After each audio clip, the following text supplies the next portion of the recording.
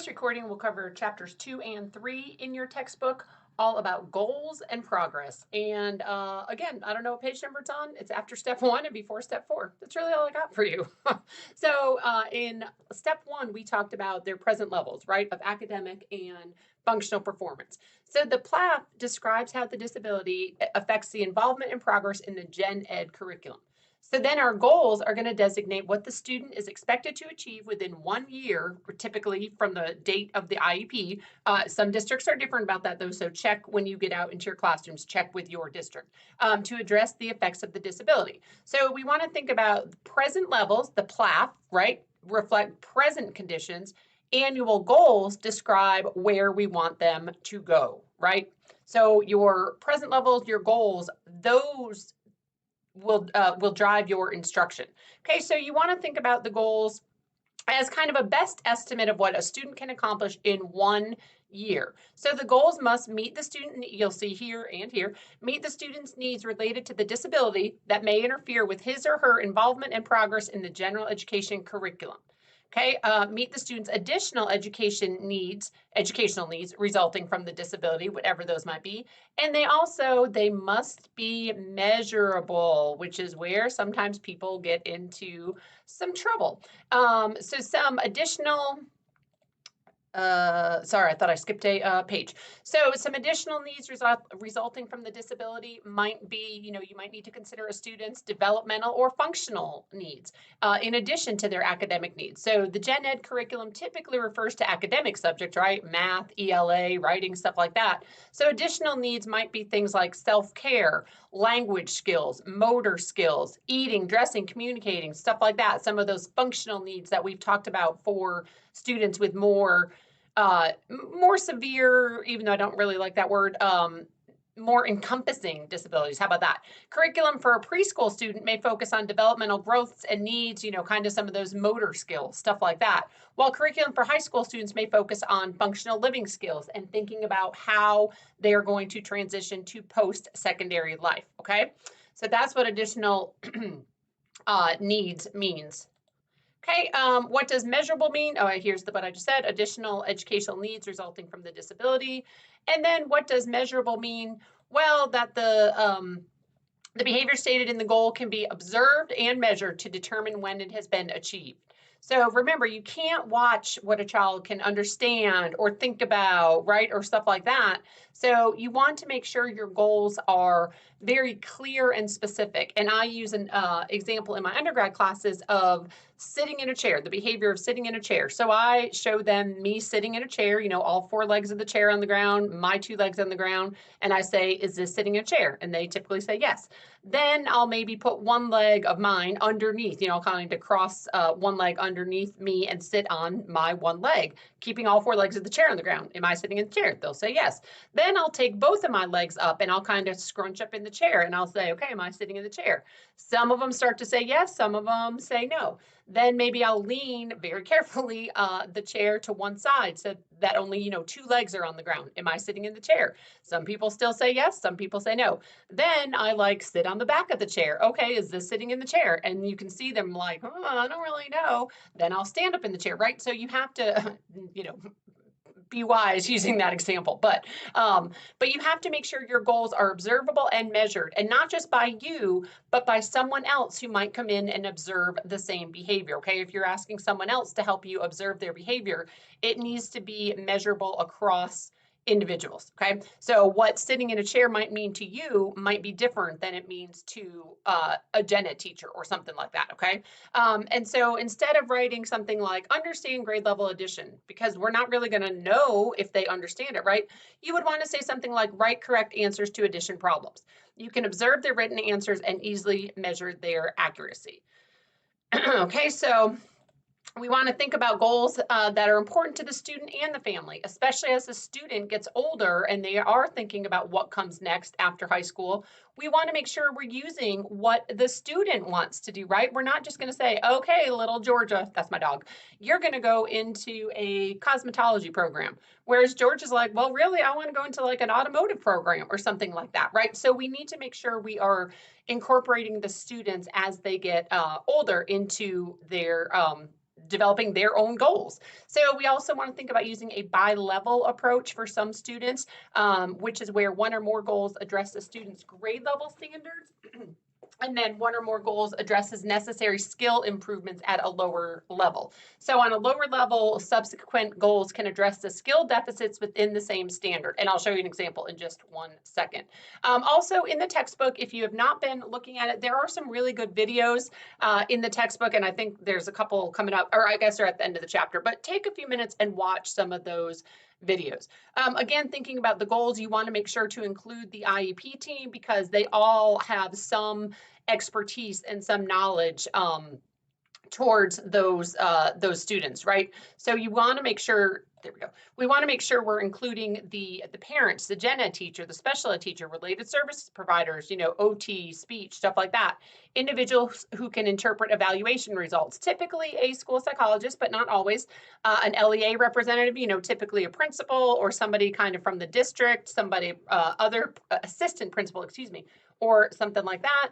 Other individuals with specific knowledge or expertise, and then student again when appropriate. So for the other individuals, that might include a family advocate or cultural linguistic interpreter, something like that. Someone else who has knowledge or expertise about the student. Okay, so here comes the question that everybody wants to know. This is always the question. Should IEP goals address grade level standards? And the answer as of 2017 is not necessarily.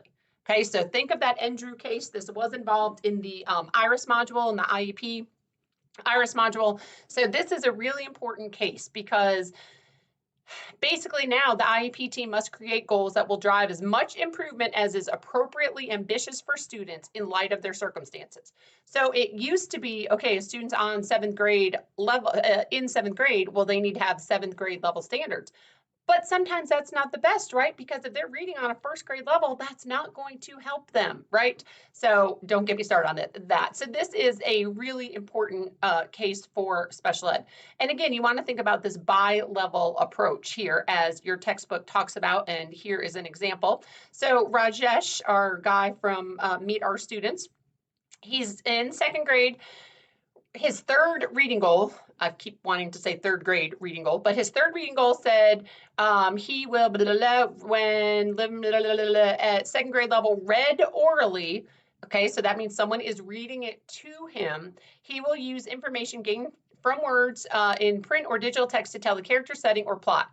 So this is addressing comprehension through listening to the passage and then answering questions by telling. So still addressing comprehension, right? Just in a different way, and it doesn't rely on him reading it. That's what they're building up to. But right now, for him to meet that standard, well, here are some ways that he could potentially meet that standard. Okay, so the needs to statement, I guess that should be in quotes, sorry. The needs to statement for the grade level curriculum, and then the cannot statement to address the skill deficits. So basically, you're putting the two together to develop goals and drive your instruction. All right, so keep that in mind. This is just what is a goal, what is not a goal. Components are, and I have mine in a different order than your textbook, and it is totally fine. So this is just an example. Okay, so the components, a condition, learner, specific, observable, and measurable behavior, and then the criterion, how are we going to know if the student achieved that goal? Okay, so, I went backwards. My bad, people. My bad. So some examples. I've used these ones for past courses. So so again, I tend to go in the order of condition, learner, specific, observable, behavior, criterion, but you can write them in any order. So given a 2nd grade reading passage, that's a condition. Aiden, that's my nephew, and the learner will orally read 112 words per minute that's the behavior, right? Orally read. We can see him. We can listen to him read. Don't just say read, because then how are we going to know if he's really reading in his head, right? Per minute with 95% accuracy. There's our criterion as measured by weekly time probes on 3 consecutive probes.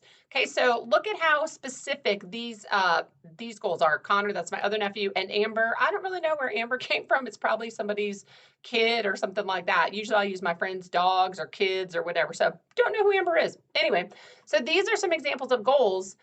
These are some examples or non-examples of goals. So why are these not appropriate? Goal, Lane will improve his reading skills. Goal, Sarah Grace will behave. Goal, Jefferson will do better on his math test. Or another goal, Georgia, my dog, will understand math. Hopefully you're seeing the differences between these non-goals and these goals. Okay, and these non-goals are not in the book. I just wanted to share them, excuse me, with y'all. So a couple other things you might want to add, some 2 additional components, a statement of generalization, including additional conditions under which the behavior will be performed to criterion or to mastery. So look at over here, with different people, various environments, because you don't want your students to just be able to do this particular skill with you in your classroom, right? They need to generalize whatever skill you're working on to another teacher or to somebody else's classroom, or in the morning and in the afternoon. Oh, they don't have the red Unifix cubes, they have to use blue Unifix cubes. We want them to be able to generalize, right? To us, it's not a big deal, red, blue, whatever. But we need to teach them how to generalize. And I noticed I have a goal. Angelica, she was from the 3rd edition. I tried to be so careful and change everybody, but I will change it to Keege right here. Career vocational benchmarks require him to complete a work task with varied instructional cues, picture audio prompts, then without prompts, okay? So that's working on how he will generalize, and I will change this before it's posted. And then also a statement of maintenance indicating the student will perform the task to criterion for a specific period of time. So we know that they actually have this skill, okay? So also some best practice. You want to think about well-written goals, planning accurate instruction, learning activities, and use these elements to design and administer accurate assessments of student progress towards the annual goal. Remember, annual goals will drive your instruction. So that's really what I want you to think about. The textbook goes into a whole big section about benchmarks and objectives. I'm just going to kind of go quickly. Objectives are no longer required by law, but some districts might still have you do that, okay? So check with your district again when you get out there. Benchmarks are concerned, with a single skill, and they have 3 components. So there are the components. Think of it kind of as like a task analysis is what I think about when I'm thinking about benchmarks. Okay, so again, there are some examples and non-examples in the text. So make sure you take a few minutes and look at those. And then I'm going to go right to step 3, which now that we have the goals, how are we going to measure and report the student progress? Okay, we need to make sure that we are measuring their learning to determine if they are on track and likely to meet their annual goals. IDEA requires that we discuss how the student's progress toward meeting the annual goals will be measured and when those periodic reports of the student's progress will be provided to the families and guardians. Okay, so the how. Describe how the progress will be measured. So it could be something like percentage correct, number correct, could be a formal assessment, could be informal assessment. Thinking about some of these students, Rajesh, read words correctly, well, that's teacher observation. Cadence, brush your hair, these are some of their goals. This would where we do maybe a task analysis checklist and kind of check off each step that Cadence is able to do independently. Then Phoebe, one of her goals is ask for help. So this could be just teacher observation. Oh my goodness, it skipped, didn't it? It could be teacher observations and tally marks. Okay, so then we want to think about the when. Well, so it's regular reporting to parents about their child's progress, not just at the IEP meeting, right? Not just when, you get together once a year. No, you want to think about sending progress reports. So that's at least as often as school report cards or progress reports are sent, right? So some schools, it's every 4.5 weeks through written progress reports and report cards, right? So whenever you send home something to your typical, quote, students, you need to send home the same thing to your students with disabilities.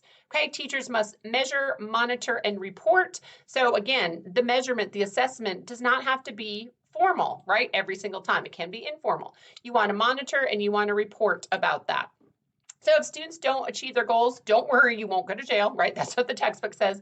I skipped ahead to step 4. As long as you are implementing the IEP and making your best effort to help the student achieve their goals and maintaining the records to show it. Okay, so you also want to think about if they're not achieving their goals, well, what can you do? What can you change in the environment? What other instruction can you give them? What learning activities can you add to your students' day to get them closer to achieving their goals?